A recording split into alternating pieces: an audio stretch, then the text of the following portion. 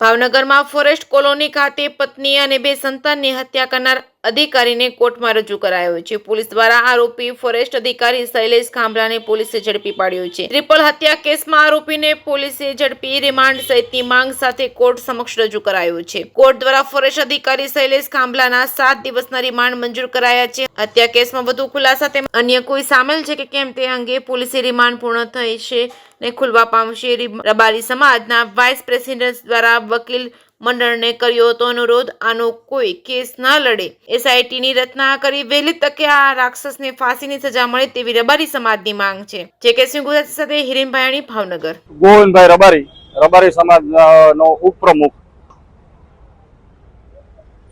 આજે હું કોર્ટ એટલા માટે આવ્યો હતો કે આ નરાધમને શૈલેષ ખાંભલાને ફાંસી મળે અને વકીલ એસોસિએશનને મારો અનુરોધ હતો અને વકીલ એસોસિએશને મને ખાતરી પણ આપી છે કે અમે કોઈ આનો કેસ નહીં લડીએ એવું મને એના પ્રમુખે શિવભાઈએ પણ મને કીધું છે કે ના અમે આનો કેસ નહીં લડીએ કોઈ, એવી મને વકીલ એસોસિએશને ખાતરી આપી છે। અને આને ઝડપી એસઆઈટીનું ગઠન થાય અને ફાસ્ટ ટ્રેક કોર્ટમાં આનો કેસ ચાલે અને ઝડપીમાં ઝડપી આ નરાધમને ફાંસી મળે એવો અમારો રબારી સમાજ વતી, માલધારી સમાજ વતી અનુરોધ છે।